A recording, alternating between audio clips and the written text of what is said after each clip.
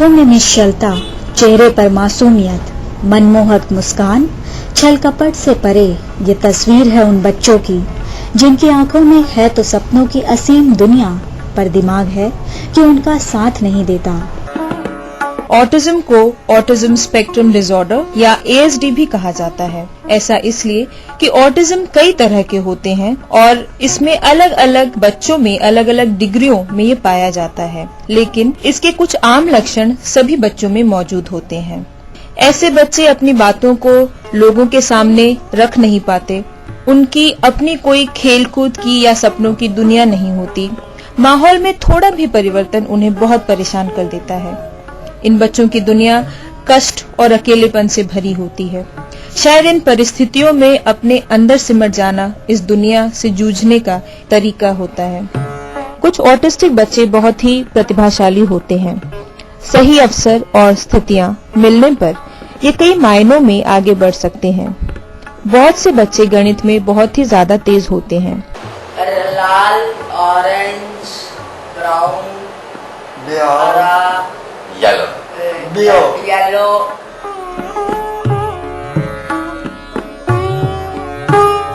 Autism जन्म से ही होता है। इसके लक्षण जन्म से लेकर 2 से 3 साल तक दिख जाते हैं।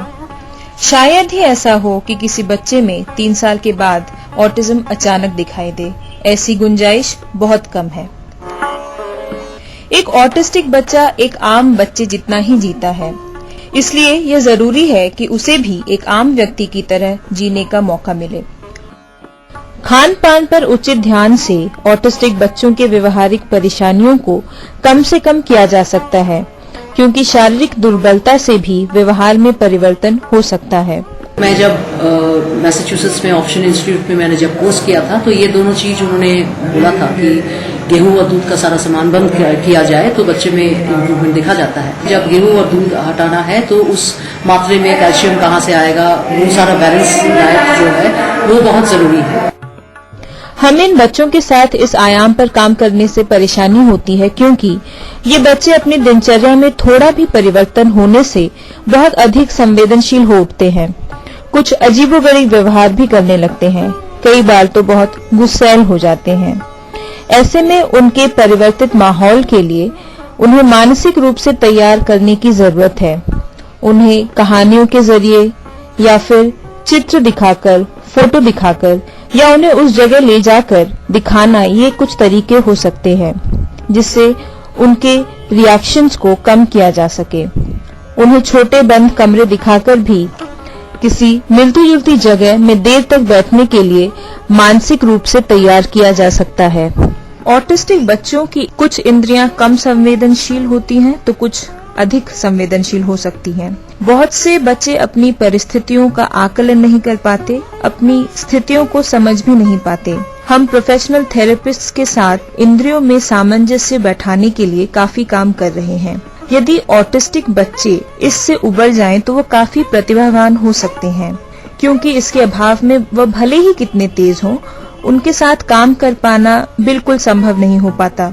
बिहेवियर थेरेपी और ऑक्यूपेशनल थेरेपी की मदद से बच्चों को इससे जूझने में काफी मदद मिल सकती है और इसके प्रयास हो रहे हैं। शिखर को इतनी ज्यादा तकलीफ थी, उसको आवाजों से बहुत तकलीफ होती थी, तो हमने एक ENT स्पेशलिस्ट को पास उसको दिखाया। उन्होंने बोला कि इस बारे में कुछ कर नहीं सकते। मुझे लगा कि चलो कुछ और करके देखते हैं, कुछ और शायद संभव हो, तो हमने एक होम्योपैथी डॉक्टर को अप्रोच किया। उन्होंने कहा कि ये एक दवाई मैं लिख देती हूँ, आप जाकर इसको देकर देखिए, अगर इससे कुछ होता है 3 डोज पे तो फिर शायद हम आगे कुछ कर सकते हैं।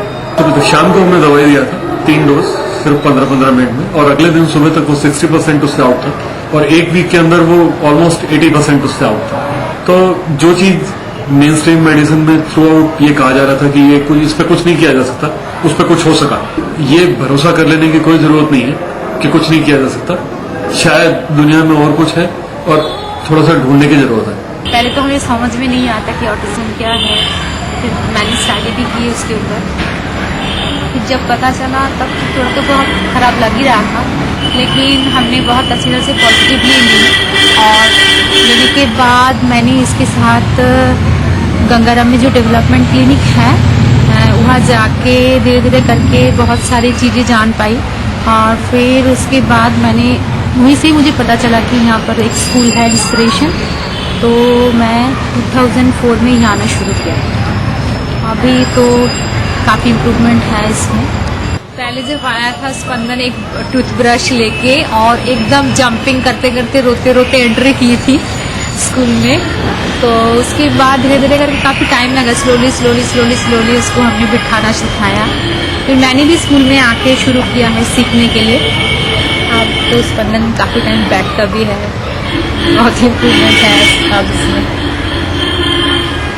Sharda, I have come from Andhra Pradesh. I am having a मैं शारदा हूँ, मैं आंध्र प्रदेश से आई हूँ। मेरी 7 साल की एक बच्ची है जिसे ऑटिज्म है। जलजा नारायण लाइब्रेरी में ऑटिज्म के बारे में बहुत सारी किताबें पढ़ी। मुझे ये समझ में आने लगा कि अपने बच्चे के साथ मैं कैसे पेश आऊं और उसे कैसे ज्यादा से ज्यादा हम लोग समझ सकते हैं। कुछ प्रोफेशनल मदद से उसे शब्द ज्ञान भी हमने कराया। अब वह अक्षरों को समझती है।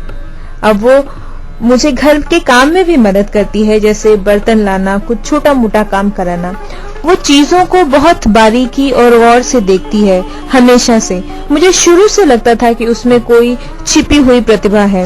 अब वो थोड़ा बहुत डांस भी कर लेती है। मुझे बहुत खुशी है कि वो हमारी दुनिया का हिस्सा है और हमारी दुनिया बहुत सुंदर है। and the life is very happy for everybody.